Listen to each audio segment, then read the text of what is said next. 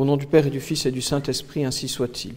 Mais bien, chers frères, il est certaines liturgies qui honorent des saints et desquelles on ne peut pas demander trop de conseils à recevoir pour notre vie spirituelle, ni d'application pratique, si ce n'est des éléments très généraux comme l'exhortation à la foi jusqu'au martyre.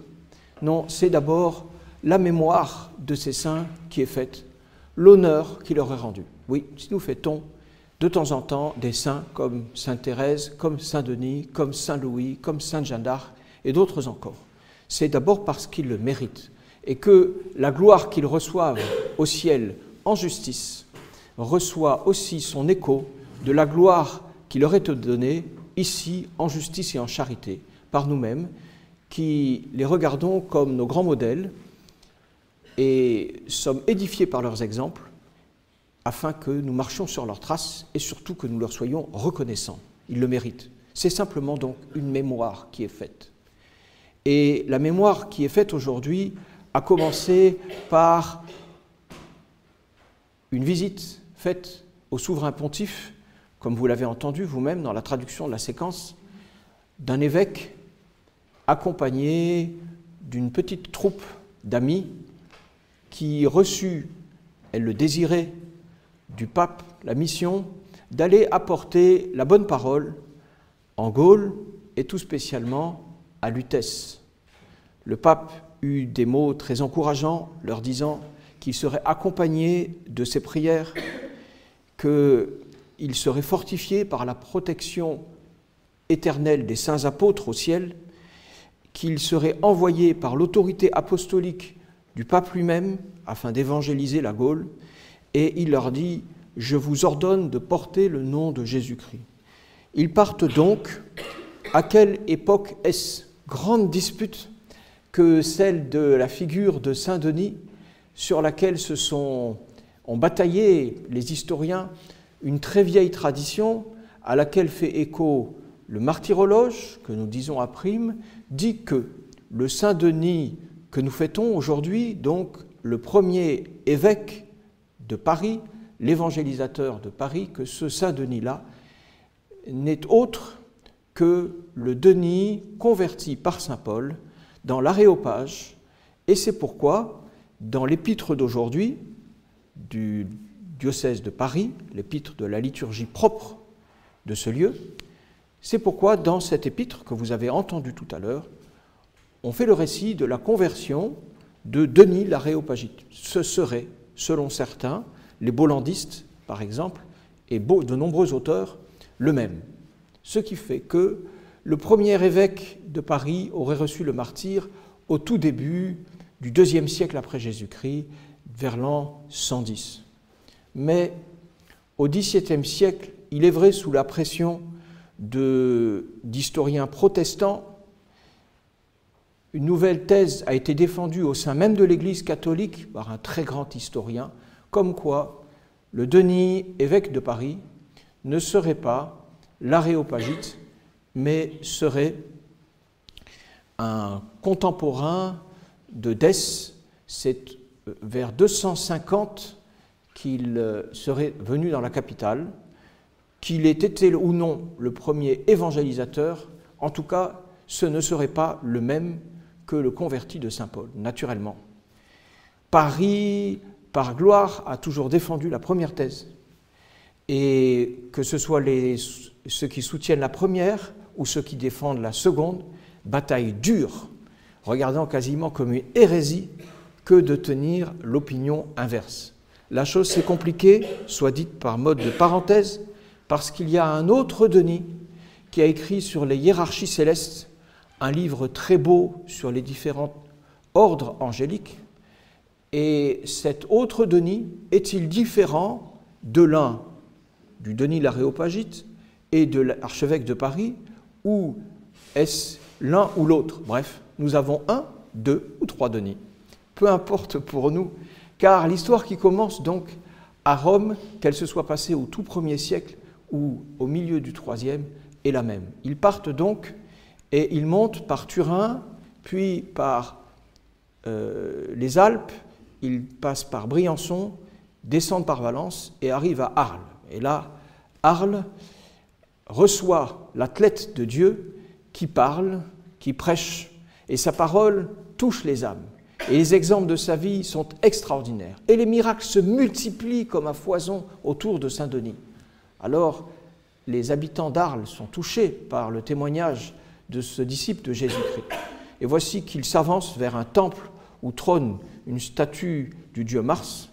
Il prie le Dieu Tout-Puissant, la statue tombe, et les habitants d'Arles, devant ce miracle, se convertissent. Il construit là une église. Mais il ne tarde pas, et il monte, passant sans doute le long de la Seine, puisqu'on le voit passer à Autun, à Châlons, à Nevers, paraît-il. Il monte jusqu'à Lutèce. En passant, il se déleste de l'un ou de l'autre de ses compagnons, leur ordonnant d'aller évangéliser des régions de France. Et enfin, il arrive dans la capitale où nous sommes nous-mêmes.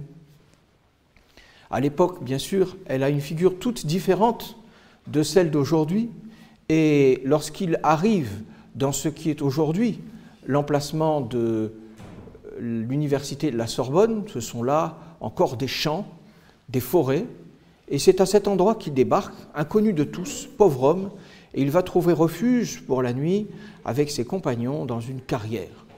Et là, il commence son œuvre d'évangélisation. Et le succès apostolique est extraordinaire. Il convertit à la foi, il arrache au péché, et il monte ainsi en quelques jours. Voici que les foules le suivent, touchées surtout par les miracles qu'il accomplit avec une facilité déconcertante. Tant et si bien qu'il convertit même un notable de Lutèce qui s'appelle Lisbius. Ce notable, dit-on, possède une propriété sur ce qui est l'actuelle montagne Sainte-Geneviève, dont il fait présent rapidement au saint, devient quasiment son compagnon. Est-ce que le rustique et l'éléutaire qui nous sont restés dans la liturgie avaient fait la route avec lui depuis Rome? Est-ce qu'ils se sont trouvés du clergé local? On ne le sait guère. Mais l'évêque Denis est maintenant flanqué d'un prêtre qui s'appelle Rustique et d'un diacre qui s'appelle Éléutaire. Et les voici qui continuent leur prédication, qui fonctionne tellement bien que rapidement, il va se mettre à écrire une église, à confonder une église, à bâtir une église, comme vous l'avez entendu dans la séquence.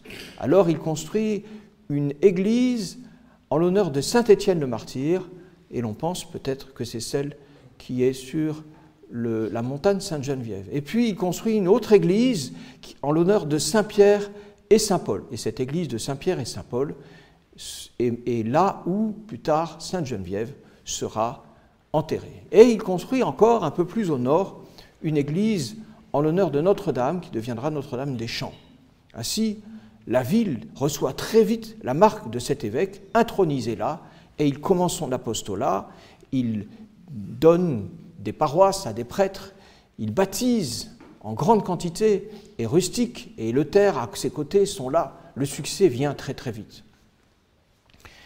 Fortifié, bien sûr, par les apports et le soutien de Lisbius. Mais la femme de Lisbius, Larcie, n'approuve pas. Elle est très mécontente que son mari soit allé suivre ce nouveau Dieu qui, paraît-il, a été crucifié et abandonne les grands dieux romains, car Lutèce est en proie non seulement aux vieux dieux gaulois, mais aux dieux romains. Les vieux dieux gaulois, dont l'un a un nom qui est plus connu des Français, puisqu'il s'agit de Toutatis, et je vois déjà à vos sourires que votre culture n'est pas sans fondement dans des images qui parlent de ces druides, et nous donnent de ces druides d'antan gaulois une image et une idée fausse, car les druides font une opposition terrible à Denis, et la religion païenne qui est la leur représente la haine de Satan contre les hommes, puisque selon les historiens, il y avait à l'époque à Lutèce des sacrifices humains. Denis donc a fort à faire, et il lutte aussi contre les dieux romains, dont les Gaulois et les Romains installés ici gardent le culte. Bref, le succès apostolique est extraordinaire, et cela vient aux oreilles des autorités gallo-romaines. Larcie elle-même a dénoncé son mari à ces autorités, si bien que le préfet Fesenius, nom que vous avez entendu dans la séquence si vous avez été attentif, fait arrêter les trois hommes. Et puis il leur enjoint d'adorer les dieux romains, se moquant à un moment de ce vieillard, car Denis a quasiment 100 ans. Ce vieillard, que fait-il là et quel trouble met-il dans la capitale? Et Denis de lui dire « Je suis vieillard par la blancheur de mes cheveux et la blancheur de ma barbe, mais je suis jeune par ma foi, jeune par ma dévotion. » Alors il va les soumettre à des supplices terribles. Mais le premier qu'il va mettre à mort, ça n'est ni Denis, ni Rustique, ni Éleuthère, mais c'est Lisbius. Lisbius va devenir le premier martyr de Paris, et tant et si bien que son nom restera dans la mémoire très longtemps, puisqu'il se dit que parmi les ancêtres de Lisbius se trouve la famille de Montmorency. Tant et si bien que ce premier chrétien de Paris serait si bien l'ancêtre des Montmorency actuels qu'une devise se propageait dans la famille de Montmorency jadis, qui disait « Dieu vienne en aide au premier des chrétiens ». Dieu vienne en aide au premier des chrétiens. Denis va subir la flagellation, il va subir le gril, il va subir les bêtes, mais un signe de croix suffira à les faire partir. Il va subir même la crucifixion. Et là, attaché en croix, au lieu de son supplice, que l'on pense être au nord de l'île de la Cité, là où, le jour de la fête Dieu, les fidèles de Saint-Nicolas font procession sur ces petites rues si antiques. Et donc, il est le supplicié là, et attaché à la croix, les gens viennent le voir, et il leur parle, et il les convertit, et il continue les miracles. C'en est trop. Le préfet décide qu'on va les mettre à mort. Cette fois-ci, ils vont être suppliciés sur une montagne plus au nord, une montagne en l'honneur de Mercure, et qui deviendra non plus le mont Mercure, mais le mont des martyrs, comme vous le savez sans doute. Mont des martyrs est devenu Montmartre.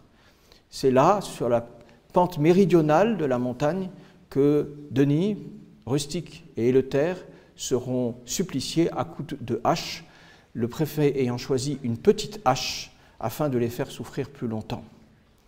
L'arcie, dit l'histoire, est présente. Et lorsqu'on tue et Denis, et Rustique et Éleuthère, et qu'elle voit, c'est l'histoire qui nous l'a gardé, vous le croirez ou vous ne le croirez pas, lorsqu'on voit ensuite Denis prendre sa tête à la main, alors l'arcie, frappée de ce miracle, s'écrie en hurlant, disent les historiens, « Christiana sum », je suis chrétienne. Elle est chrétienne, elle est donc décapitée elle aussi, baptisée dans son sang. Et Denis, dit l'histoire, va partir avec sa tête entourée d'une lumière incroyable. Cette lumière inondant tous ceux qui sont là, assistent au spectacle, et il va marcher 2 lieues jusqu'à un endroit plus au nord, où là, il va déposer sa tête dans les mains d'une chrétienne qui l'accueille avec une émotion extraordinaire. Là où se trouve, bien sûr, vous l'avez deviné, la basilique Saint-Denis. Voilà les hauts faits de ces martyrs, mes bien chers frères, ce premier archevêque dont on disait tant de vertus, tant de qualités, tant de sainteté, tant de miracles. Et nous avons joie d'honorer sa mémoire aujourd'hui, même s'il n'y a aucune représentation, malheureusement, dans cette chapelle qui est faite de lui. Pourquoi? Pourquoi est-ce que nous honorons sa mémoire? Est-ce que c'est parce que nous espérons tirer de là un enseignement particulier pour notre foi? Non, simplement parce qu'il le mérite. Par sa foi, par sa prédication, par son sacrifice, c'est justice et c'est amour que d'honorer sa mémoire, que de vénérer ses exemples, que de dire notre joie et que de nous associer à la gloire qui l'entoure dans le ciel. C'est l'unique sens de la liturgie d'aujourd'hui. Ainsi soit-il. Au nom du Père et du Fils et du Saint-Esprit, ainsi soit-il.